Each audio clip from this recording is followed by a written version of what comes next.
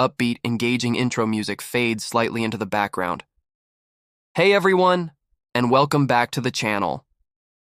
Imagine a world where your home, your streets, and the fields you rely on for food are underwater for months every single year. Sounds like a scene from a sci-fi movie, right? But for millions of people in Bangladesh, this is a yearly reality. When the monsoon rains arrive, vast areas of this beautiful country are submerged, making traditional farming completely impossible. The very water that should give life threatens to take away livelihoods. It's a massive challenge, but the people of Bangladesh are incredibly resilient. Today, we're diving into a story of human ingenuity that is simply awe-inspiring. It's a story about how, faced with rising waters, they didn't retreat. Instead, they decided to rise with it. We're talking about floating farms. It's an ancient technique, now more relevant than ever, that is transforming lives and offering a powerful lesson in adapting to our changing world. So, how exactly do you build a farm that floats? And could this be a solution for other flood-prone regions around the globe? Stick around because we're about to explore the incredible world of floating agriculture in Bangladesh. Slight shift in tone, more informational. So, to really understand why floating farms are so revolutionary, we first need to grasp the scale of the challenge in Bangladesh. The country is located in the delta of three massive rivers, the Ganges, the Brahmaputra, and the Meghna. This makes it one of the most fertile regions on Earth, but also one of the most vulnerable to flooding. Every year, during the monsoon season, which typically runs from June to October, about a quarter of the country goes underwater. In extreme years, this can be as much as 2/3. This isn't just a bit of water in the streets. We're talking about vast landscapes turning into what looks like an inland sea. For farming communities, this is catastrophic. The land they depend on to grow rice, vegetables, and other crops is completely submerged. The soil is waterlogged, and any crops that were planted are destroyed. This period, known as the manga, can lead to severe food shortages and a loss of income for millions of families. For generations, this was an accepted, albeit harsh, reality of life. But what do you do when the ground beneath your feet disappears? Well, the farmers in southern Bangladesh, particularly in districts like Pirojpur and Gopalganj, looked to nature for an answer. They observed how water hyacinth, a free-floating aquatic plant, would naturally clump together to form dense, buoyant mats on the surface of the water. And in that, they saw an opportunity.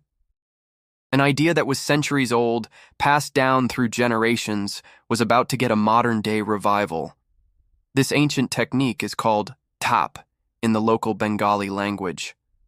The process of building one of these floating farms is a beautiful example of using local, natural resources. It's a community effort, often involving several families working together. The first step is to gather the main building material, water hyacinth. This plant is actually an invasive species in many parts of the world, but here it's the star of the show. Farmers go out in small boats and collect huge quantities of it, dragging it into a designated area. They then layer the water hyacinth, compressing it tightly to create a dense, rectangular raft. This base layer can be several feet thick. Think of it like making a giant natural sponge. This initial raft, or dhap, is usually about 50 to 60 feet long and about 5 to 6 feet wide, but it's not ready for planting just yet. The water hyacinth needs to start decomposing to turn into a nutrient-rich compost.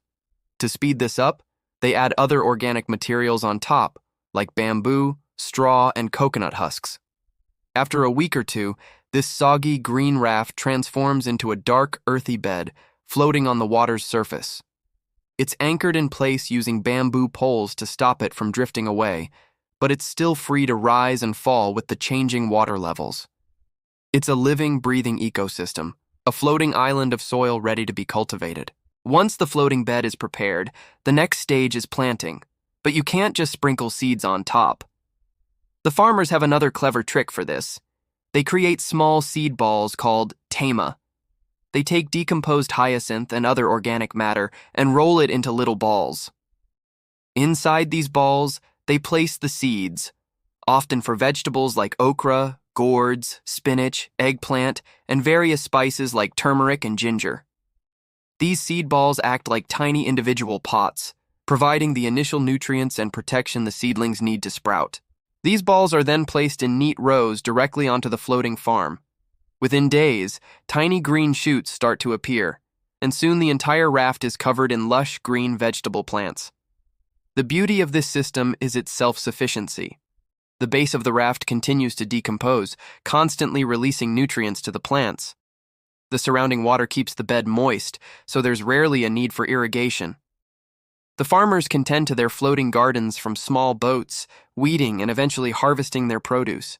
A single floating bed can be used for several months, and once the harvest is over and the water recedes, the decomposed raft itself can be used as rich organic fertilizer for the winter crops on the mainland. It's a perfect, zero-waste, circular system. The impact of these floating farms on the local communities is nothing short of life-changing.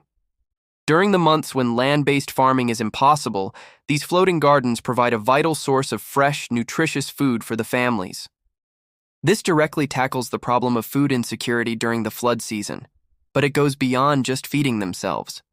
The yields from these farms can be so abundant that families have a surplus to sell at the local markets. In fact, you'll see entire floating markets pop up, where farmers in their boats sell their produce to other boats. It's an incredible sight. This creates a crucial income stream during a time when other economic activities have ground to a halt. It empowers the community, particularly the women, who are often heavily involved in tending to the gardens and selling the produce. It allows families to afford other necessities, pay for their children's education, and save for the future. In 2015, the Food and Agriculture Organization of the United Nations recognized this incredible practice as a globally important agricultural heritage system. This highlights its importance not just for Bangladesh, but as a model of sustainable and resilient agriculture for the whole world. It's a testament to the power of traditional knowledge in solving modern problems. Now, as our climate continues to change, the story of Bangladesh's floating farms becomes even more significant. Scientists predict that climate change will lead to more intense and frequent rainfall, rising sea levels, and consequently, more severe and prolonged flooding in many parts of the world. What's happening in Bangladesh could be a preview of what other low-lying and coastal regions might face in the future. And that's where this ancient technique offers a glimmer of hope. Could floating farms be adapted for use in other flood-prone areas, from the Mekong Delta in Vietnam to the wetlands of Louisiana? The answer is a promising yes. Of course, it's not a one-size-fits-all solution. The specific plants used to build the rafts and the crops grown would need to be adapted to local conditions. But the core principle of working with water instead of fighting against it is universally applicable.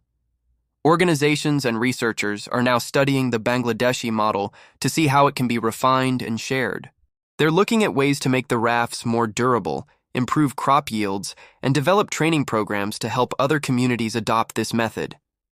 It's a powerful shift in perspective, from seeing floodwaters as a destructive force to viewing them as a platform for cultivation.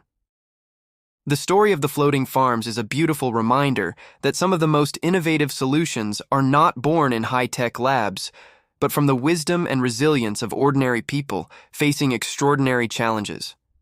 It's about adaptation, sustainability, and community.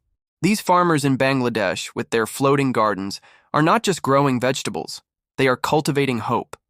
They are demonstrating that even in the face of immense environmental challenges, human ingenuity and a deep connection to nature can help us not only survive, but thrive. It's a powerful lesson for all of us as we navigate the uncertainties of our planet's future. The dhap method shows us that sometimes the best way forward is to look back, to rediscover the traditional knowledge that has sustained communities for centuries and adapt it for the challenges of tomorrow. Thank you so much for joining me on this journey to the incredible floating farms of Bangladesh. I hope you found this story as inspiring as I did. What do you think about this technique? Can you see it being used in other parts of the world? Let me know your thoughts in the comments below.